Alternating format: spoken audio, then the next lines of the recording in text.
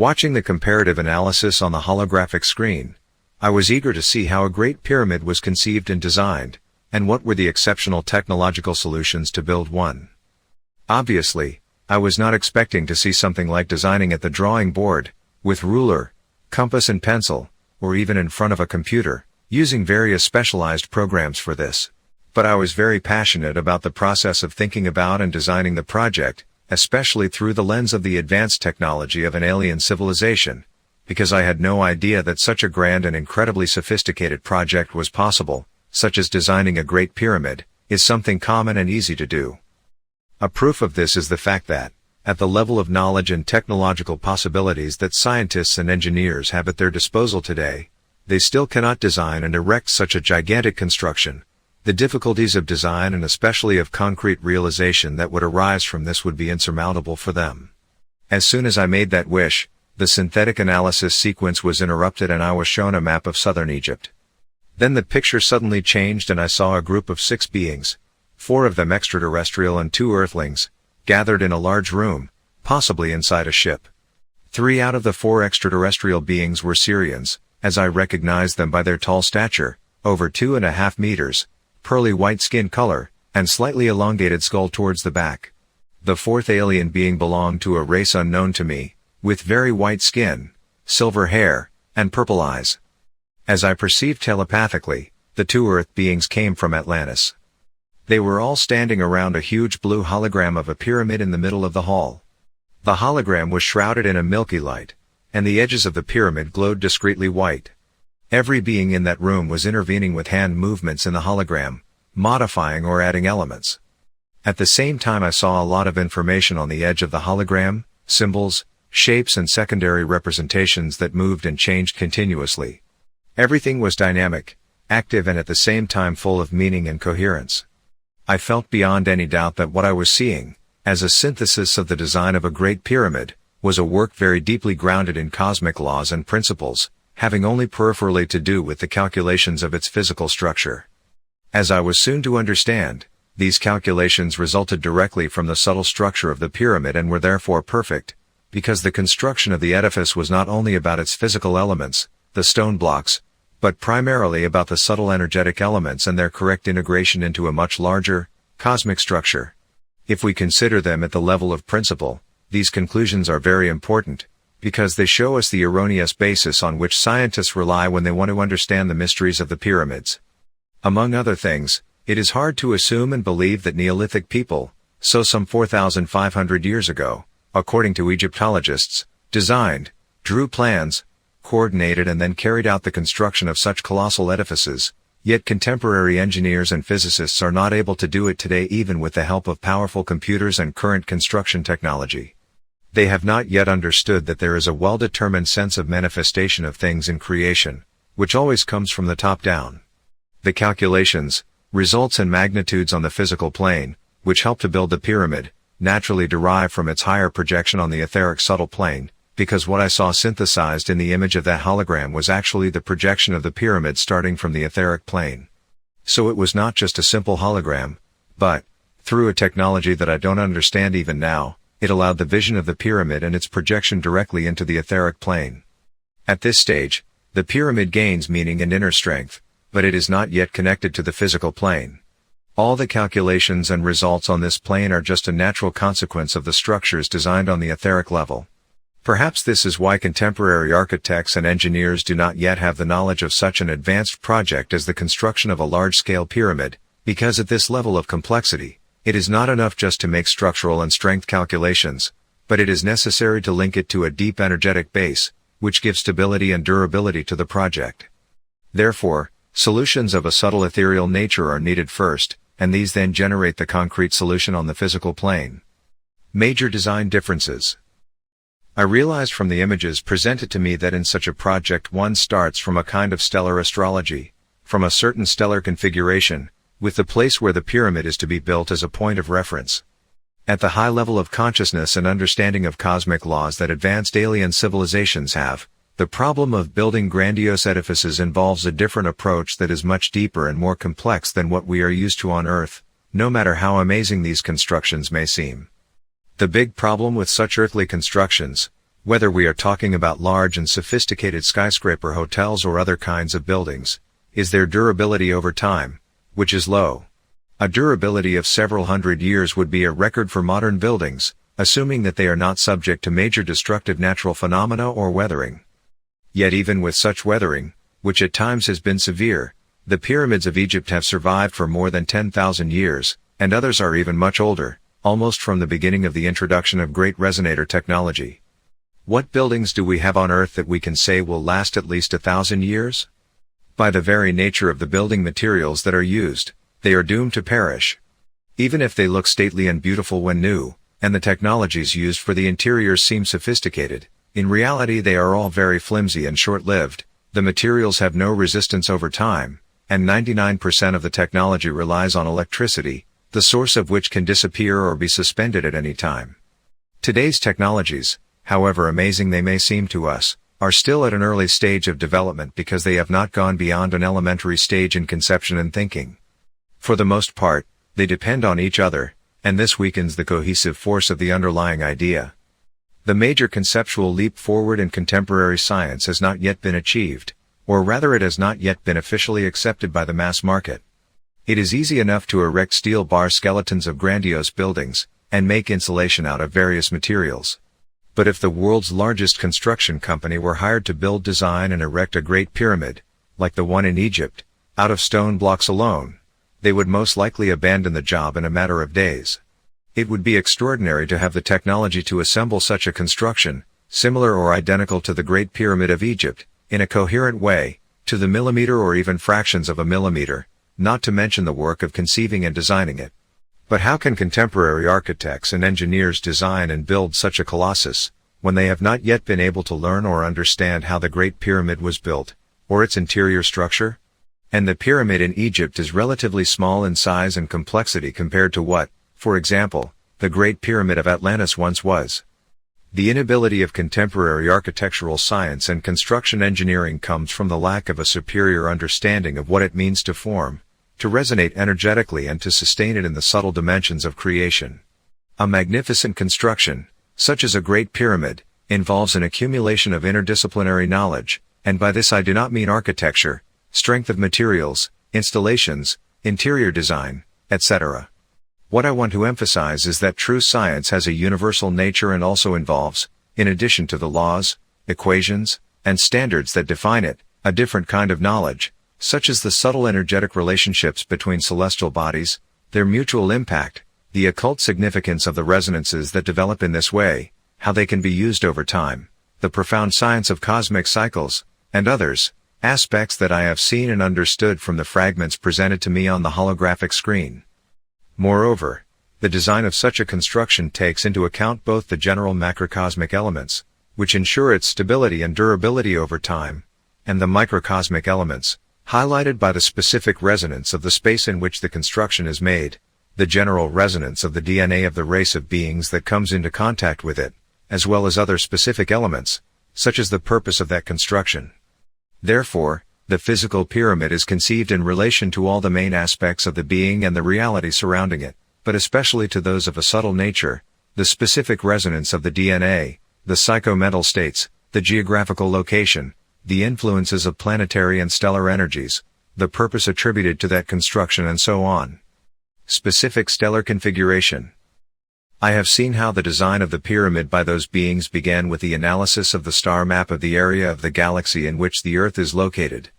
Then various connections were made between several stars to find certain combinations that provided results of both a spatial nature, through the structure of the respective configuration, and a temporal nature, synchronized time periods and their precise duration. With each movement or search for a star, a wealth of information appeared in the huge hologram, attached to the edges. From what I could see, I realized that pyramids came in many forms, with different shapes, different angles, being beveled or pointed, four-sided or multi-sided, stepped or smooth, and, of course, serving different purposes. All these features were not at all accidental, but related to the cosmic energetic influences of a particular stellar configuration, under whose patronage a pyramid was to be built.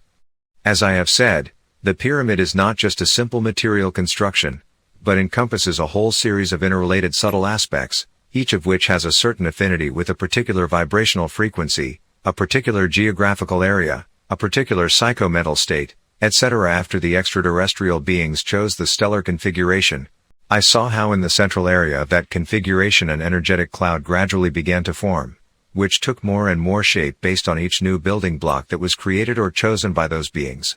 Then I saw how lines began to appear in the middle of that cloud, designating a precise and quite complicated space. I quickly realized that this was the inside of the pyramid. The technology that made that design possible, which correlated very precisely with other elements, such as stellar energy influx, was astonishing. The choice of the stellar configuration resulted in an intricate shape appearing in the middle, representing the interior of the pyramid. The schematic structure arose simply by tuning into the energy resonances manifesting within the stellar configuration. Even more astounding than this was to observe that every block of stone, every angle used, every space created and every dimension that was chosen, absolutely all were in direct connection with something in that stellar configuration. Nothing was put randomly, and everything was justified by an extraordinary mutual affinity between the pyramid and the group of stars that was chosen at the beginning of the construction of that pyramid and that had a precise configuration. It was a very complicated design, carried out entirely on the etheric plane. As I said, it started at the level of the inner structure of the pyramid, which gradually appeared in the center of the hologram.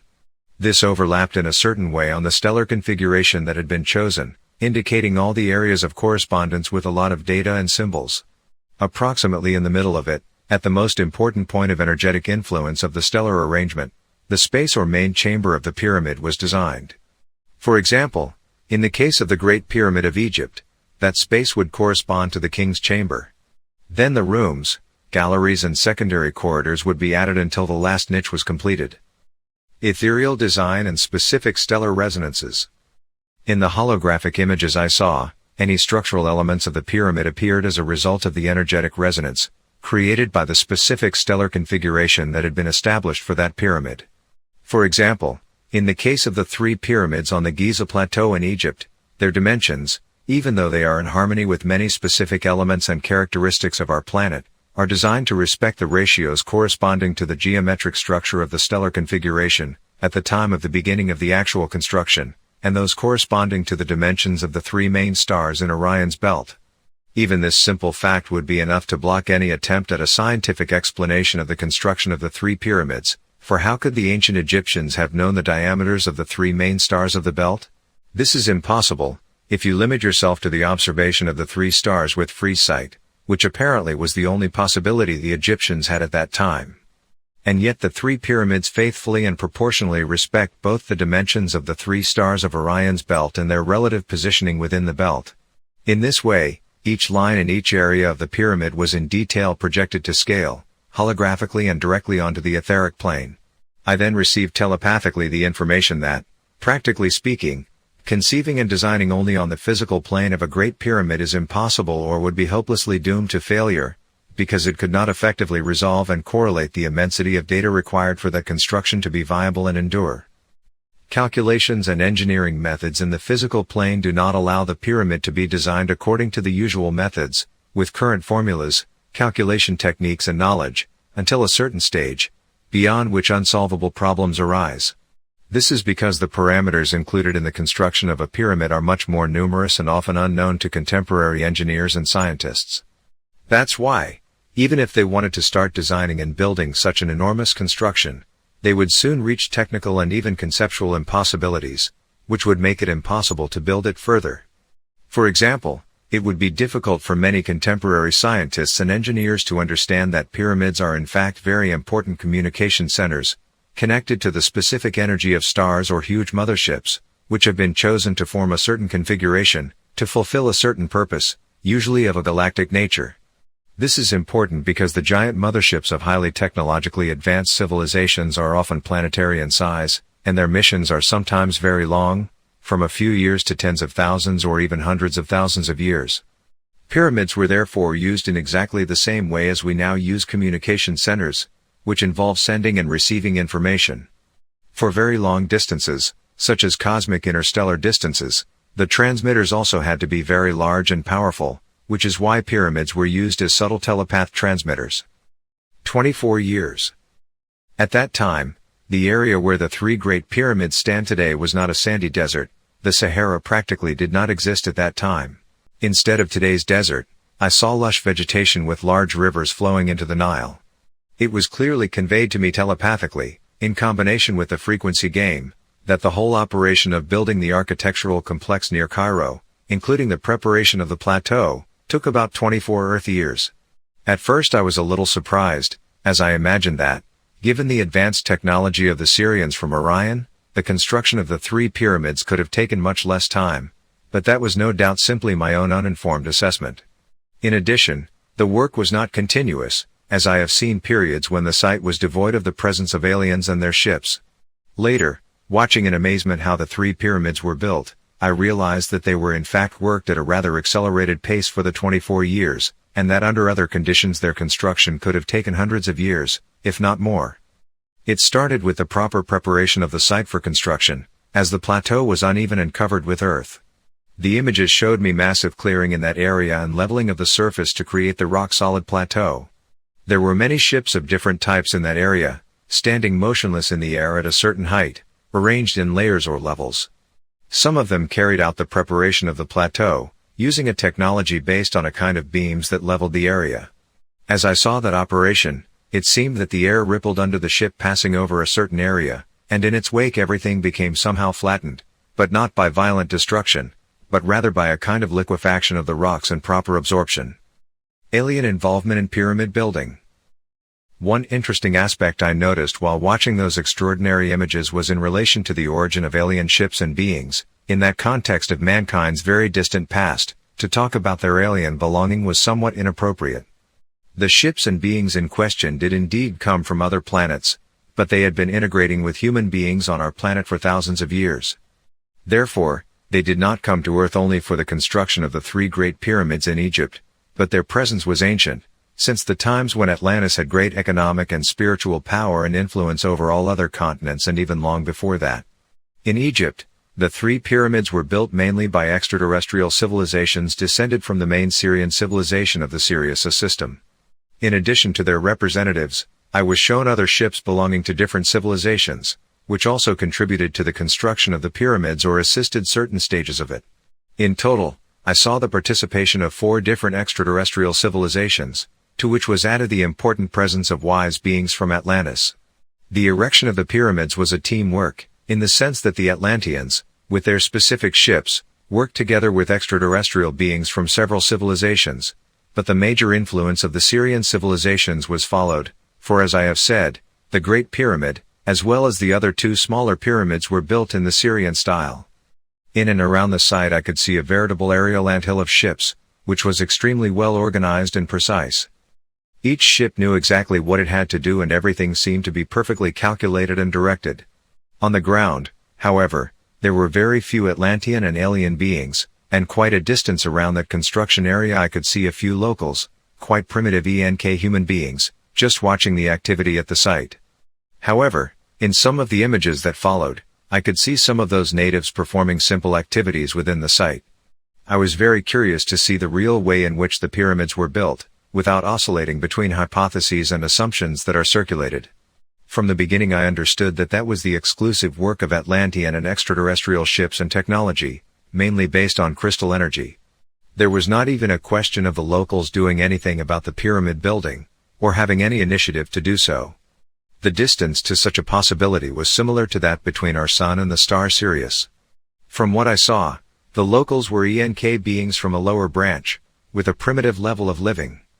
Such a work would have been absolutely impossible for them at any stage of its realization, at the rudimentary level of living and knowledge they were at. I was then reminded, fleetingly, of the vision of contemporary engineers, archaeologists and Egyptologists, who apparently had great faith in the technical capabilities of the ancient Egyptians, the chisel, hammer and rope, plus pulleys, logs and some copper pieces, for in their vision these were the main tools with which the immense and complex pyramids on the Giza Plateau were built and erected. I didn't see even one of these tools in the pictures I was shown, but even if the locals had countless such objects, they would have served no purpose. I doubt that those beings could have cut and chipped even a single block of stone out of the millions that make up the 3 pyramids, let alone transported them over such great distances and then assembled them to the millimeter into a highly complex whole. Not to mention the construction ideas, the astonishing engineering solutions, the size and weight of some of the stone blocks and much more. It is true, however, that at one point, in a few images, I saw some natives right in the site, moving and performing simple operations on some stone blocks in the storage area, holding a few tools and manipulating some thin metal bars, or drawing colored signs with some bundles of straw. I then received information that they were being telepathically guided by some of the tall beings on the plateau, who were dressed in silver white and whom I could see walking slowly between different points of the construction. The construction of the 3 Great Pyramids on the Giza Plateau. Beyond all these general elements, I would first of all focus on the conception and design of the pyramids. This aspect, which could not be fully understood even today, is nevertheless attributed to almost primitive beings, along with the actual erection of the stone columns. Seeing the extraordinary complexity of such work in the holographic images presented to me, I was astounded by the lack of discernment and even logic, to put it mildly, with which contemporary scholars, led by leading Egyptologists, argue the modern version of how the pyramid complex near Cairo was erected. I keep repeating these things over and over again, precisely out of a desire to draw attention to the illogic that is perpetuated in the form of competent opinions, but what is really sad is that the population takes all these academic solutions to be true. But they are nothing more than the manifestation of a huge scientific hubris and an inability to understand and accept anything higher than the current level of technological development. To this is added a lamentable indoctrination of the population so that they do not know the truth, which could give unseen wings to the desire for progress and freedom. As for the actual construction of the 3 pyramids, the first thing I was shown was where the stone blocks were cut. In other words, I saw the stone quarry that provided the building material for the 3 Great Pyramids. Unexpectedly for me, it was not in the territory of today's Egypt, but further south of it, in the territory of what is now Libya, but not far from its border. The image then focused on cylindrical devices, which were embedded in the ground at various points in the quarry. They were similar to those I saw in images from the Persian Gulf 400,000 years ago, being used by the Syrians for drilling. It wasn't quite clear to me what role they played in that rock quarry, but I did see the correlation between the laser-like beams of light coming out of those cylinders and the lasers of a working ship, floating noiselessly over the mountain. It was a large ship, impressive in its somewhat irregular appearance, which actually gave me the impression of a working ship as it had many appendages on its sides. I saw that she was responsible for the vertical sectioning of the quarry stone blocks, as the quarrying of the stone was done from the top of the mountain down vertically. The ship always positioned itself above another spot on the mountain, guided by its own lasers, then it vertically sectioned the mountain rock along the 4 sides of the upper surface, using thicker beams of light, which were glowing white. This generated the shape of the block of stone, after which the great ship moved on to cut another block of stone in another part of the quarry. Once the block of stone was thus cut into the mountain, a transport ship came above it, linking its movement with that of a sphere-shaped device resembling an automatic drone. It flew to the block cut into the mountain and, with the help of laser beams it emitted, cut the block both at the top and at the bottom, allowing it to be caught and lifted to the transport ship by means of a special force field. Before that, however, I saw that the drone was inscribing the block of rock, always on the bottom right side. The code in question was not carved or painted, but I understood that the area where it was inscribed was energetically activated in such a way that the composition of the stone was altered on that region.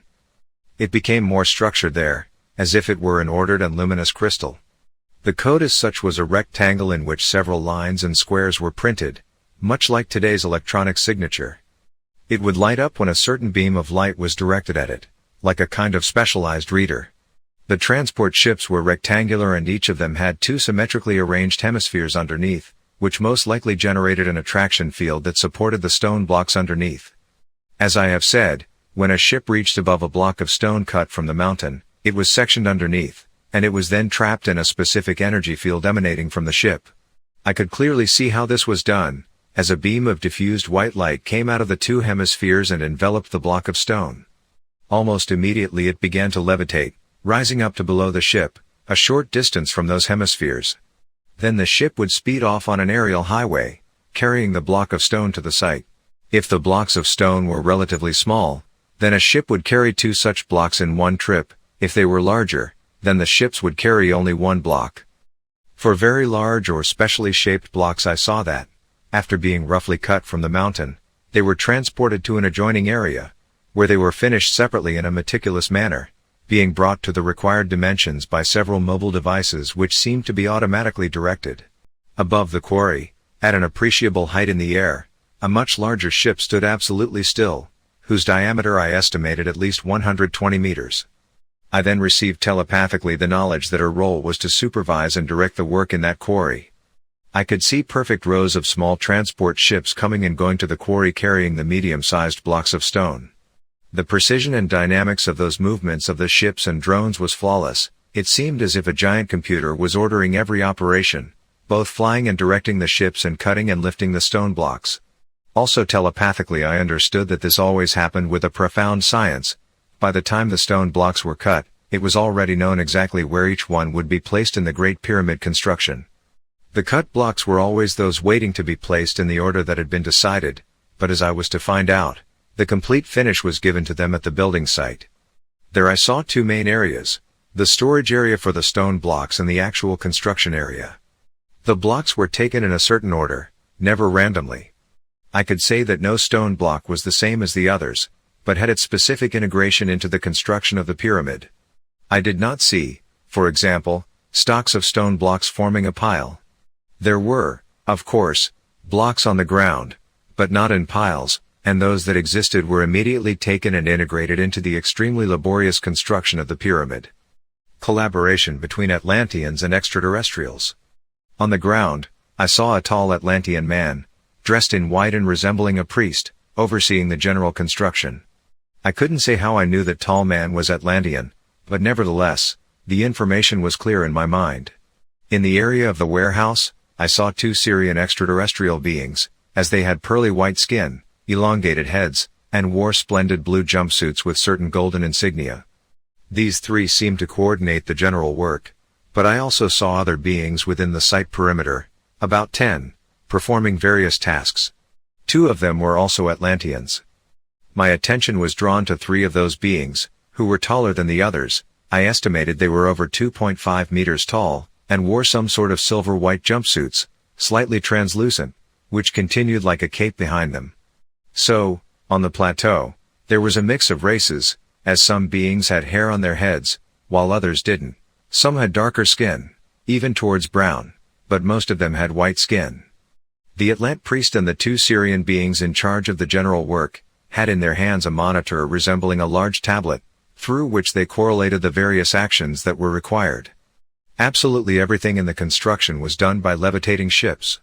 All I could hear was a soft hum or faint rustling noise. But this was probably due to the movement of the ships through the air, as the sky was filled with their presence. I realized that those beings, especially the tall ones dressed in silver and white jumpsuits, were in constant telepathic contact either with the general command center, which I could not see, or with the central brain that coordinated the movement of the ships. On the Atlant priest I saw that he had on his right temple, seemingly glued over his long, white hair with blue highlights, a device that could be likened to a modern-day Bluetooth, but somewhat larger and more elongated in shape. Every being and ship there knew exactly what it had to do, and everything was running with extraordinary precision and perfection. The timing and correlation of all operations was truly impressive. In fact, at the magnitude and complexity of such constructions, I don't know how it could have been any other way for the work to be efficient. Even so, as I said, the construction of the whole architectural complex took more than 2 decades. An important fact to mention is that I did not notice any pilots in the small transport ships. These were fairly simple, rectangular ships, but unmanned, somewhat like today's drones. I concluded that everything was linked and guided from an overall command center. Advanced technologies. Then I was shown very closely how the respective stone blocks fit and assembled perfectly into the intended place. The process was entirely technological. On the ground I saw cylindrical, dark smoky pillar-like devices, similar to those in the quarry, but taller than them. I think each was about 5 meters high. They had a hemisphere at the top, which made them look somewhat like tall mushrooms. As far as I could tell, those cylindrical devices were arranged in a certain pattern and at certain points, somehow in pairs, forming a kind of corridor. When a block of stone had to be moved and embedded in the body of the pyramid, two of the beings present on the plateau would place themselves in front of one of these cylinders, and with just a gesture of the hand would probably trigger an internal command, as the sphere at the top of the cylinder would begin to vibrate imperceptibly, while emitting a specific, high-frequency but not annoying sound. From the hemisphere, a beam of light, like a laser, then appeared, intersecting with the beam emitted by another cylinder, and the two lasers scanned the crowd of stone blocks, identifying the exact block with the code needed to be placed in the pyramid assembly, exactly in the order set for construction. I don't know what that technology was based on, but I could see the stone blocks actually lifting into the air, levitating, and then they would pass through the rows of cylinders heading towards the pyramid. There they would be driven exactly into a certain area of it, rotating in the air until they reached the position where they could be integrated perfectly. I also saw how some of the beings on the ground checked each time how these operations were being carried out, the pace being quite fast. They never spoke, but I felt that there was always an exchange of telepathic messages between them, linking the different phases of the work. They started with the Great Pyramid, and I noticed that the development of the construction was not only done from one part, but that it was approached simultaneously from several regions. As I said, the stone blocks were brought and placed with precision and in a predetermined order, creating the feeling of a living organism of the construction. Even if it is a difficult concept to assimilate, this is how I felt when the images were presented to me, because as I said, the holographic screen technology of the Apellos made it somewhat easier for me to perceive those times not only visually, but also mentally and psychologically. I understood that everything had a well-defined meaning in that construction, that each stone had a direct meaning and correlation with a certain cosmic influence, and that nothing was left to chance. If this were not the case, how could those magnificent constructions have remained standing even after more than 13 millennia? Watching how the pyramids were built, from their conception to their practical construction, I realized once again the huge gap between humanity's current understanding of the laws governing life in the universe, and that of ancient advanced civilizations on Earth or the extraterrestrial civilizations that watch over us. I felt, for example, a kind of symbiosis between each piece that was added to the pyramid and its overall whole. Absolutely every detail of the stone blocks correlated with a particular cosmic element, which facilitated the continuity of important energy flows to the pyramid, always in relation to that stellar configuration. I saw, for example, the exact moment when they cut, along a certain precise line, a certain side of a stone block, and then the image focused exactly on the embedding of that stone block on one of the edges of the pyramid, calling on the direction of the angled cut line, which pointed to a star in the Orion constellation. The image then immediately showed me, in a separate quadrant in the top right corner, the sector of the cosmos to which that star belonged.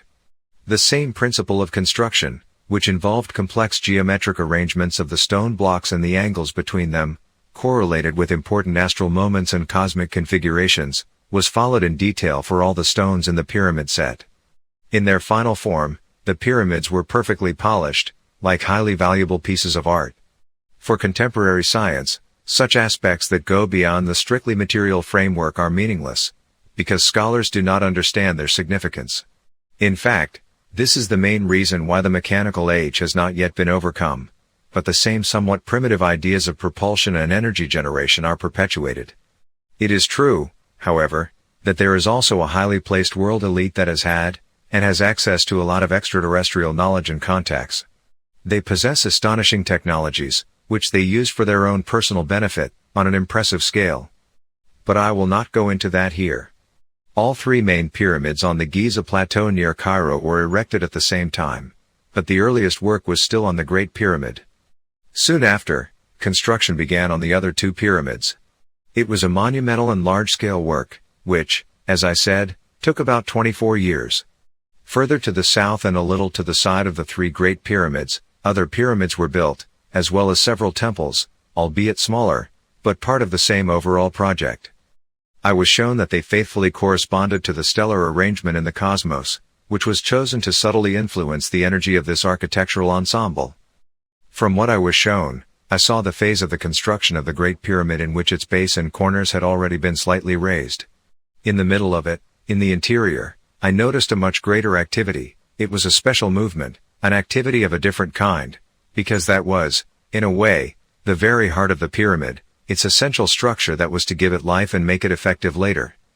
If the stone blocks on the outside were simpler and somewhat similar, things were different on the inside, requiring great care and great refinement for the extremely complicated construction.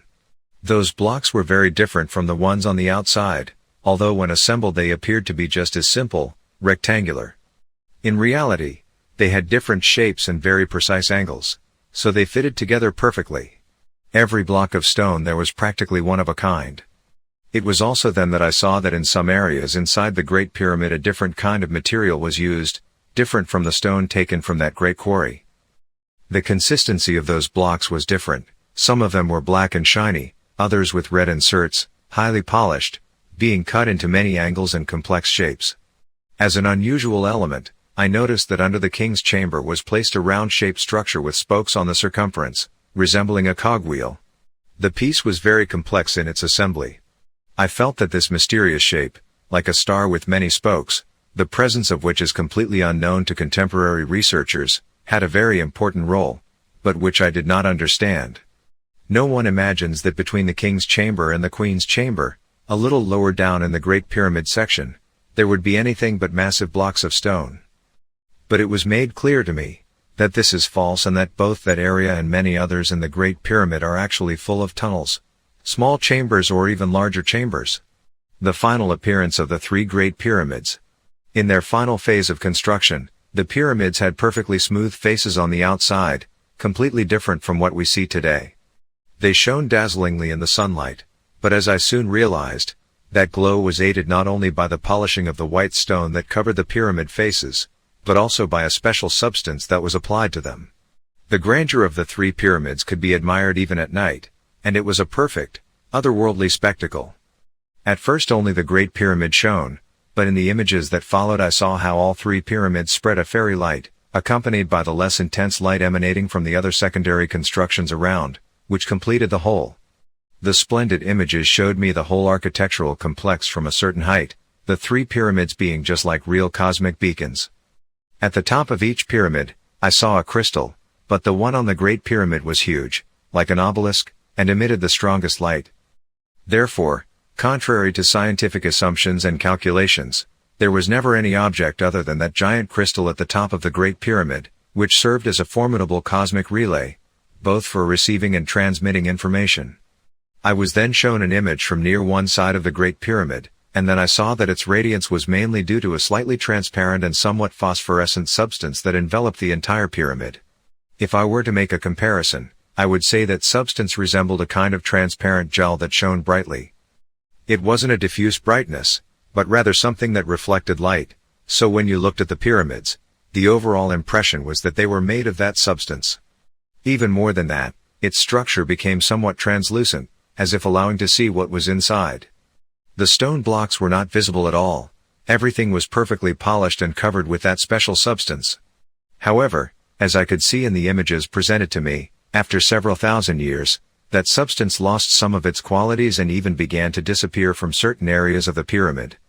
For example, around 5200 BCE to 4800 BCE, as far as I could estimate, only the area at the top of the Great Pyramid still retained traces of that astonishing substance. However, the crystal was still at the top of the construction. Otherwise, the pyramid had become matte, and to my great surprise, it was buried about halfway in sand. The other two smaller pyramids were even more covered with sand. I could also see that the faces of the pyramids were beginning to be eaten away by the passage of time and weathering, as the stone blocks were visible in many places on the exterior. However, almost 6,000 years had passed since its construction. Secret structures and rituals inside the Great Pyramid. Intrigued by the fact that the pyramid was half buried in sand, I wanted to see other elements related to that unsettling transformation. The images changed, showing me a view from a wider angle, and then I saw instead of the abundant vegetation and water that existed in the area at the time of the construction of that architectural complex, the desert of sand that reigned everywhere. The climate change must have been terrible and quite rapid, but telepathically I understood that much of it was also caused by a brief but quite intense war between certain alien factions. I was then shown more recent images of pharaonic palaces and temples built around the pyramid complex, with an obvious growth and evolution of the Egyptian population that abounded in that area. Then I was again shown the Great Pyramid buried in sand, but the image somehow penetrated inside the pyramid, through its walls, so that I could see both outside and inside simultaneously. In its interior space, through galleries and chambers not yet discovered in the pyramid's physical structure, I saw several human beings doing various jobs and even having access, in a way I didn't immediately understand, to moving blocks of stone inside and entering certain hidden areas of the pyramid. Puzzled, I insisted on this, and then the picture changed, showing me 3 Egyptians, who by their clothing and attire appeared to be of high rank, most likely priests. They were in a rather large gallery, but not in the great gallery of the pyramid. I wasn't shown how they got there, but I did see how the older priest stopped at one point by a stone block. He held in his left palm a stand on which was a small sphere that spread a bright, yellow light around it. I saw the priest then utter a string of sounds, with a special intonation of voice, modulated and quite strong. I noticed that the sounds produced seemed to be swallowed up by the structure of the pyramid instead of reverberating off the walls. I could tell from the way the priest was chanting that a certain frequency had to be reached to trigger a certain process. After a few seconds, and while he was still uttering those sounds, the other 2 priests lower in rank gently pushed with their hands a block of stone from the floor and then the one above it. Both stones then rotated easily at an angle of about 45 degrees. The 3 priests then entered a rather large room. The image then depicted a dynamic and overall view of the pyramid, in which I saw much of its structure, which is not known today. There are many other hidden chambers and corridors, which are not even suspected by researchers. However, lately some of them could be identified by perfecting some technology, but it is not enough, because the data are still too elusive. However, from what has been presented to me, I can say that things do not appear as scientists think. For example, all these chambers, galleries and spaces that are numerous in the pyramid were not primarily for the storage of things, although in some of them, as I saw in that extraordinary overview of the internal structure of the Great Pyramid, there are objects, some of them quite amazing, but other spaces are empty. So certain priests and initiates had access to some of the keys to the secret spaces in the pyramid. This also happened when I saw many beings inside the pyramid, most of whom were workers. Through telepathic transmission I understood that what these people were doing there was repairing and maintaining the pyramid, probably due to the damage caused by the war. At the same time, I could see outside the pyramid a vast work to free it from the burden of the sand that surrounded it. Indeed, those were works carried out by the native Egyptians, probably at the order of the pharaoh of that time, who knew too well that the pyramids represented the heritage of the gods and had to be treated with the utmost respect. However, I felt from the images, as a subtle transmission, how these magnificent constructions no longer conveyed the same kind of information and energy as in the early stages after their construction, when they had a colossal and profoundly transformative effect. It was as if a kind of wave of forgetfulness had taken hold of people's minds, which saw the pyramids only as physical objects, extraordinary in their grandeur, but remaining only at this limited level of understanding. Somehow, they had lost over time the ability to understand what the pyramids really represented, and no longer felt their extraordinary subtle energetic influence. There had been a hardening of their energetic structure and consciousness, which no longer allowed them to understand the occult elements and higher teachings, so that they could achieve a resonance bridge with the energy of the pyramids on the plateau. Therefore, only the priests and the initiated still retained some of the true knowledge, but even among them, the terrible seal of forgetfulness had begun to spread.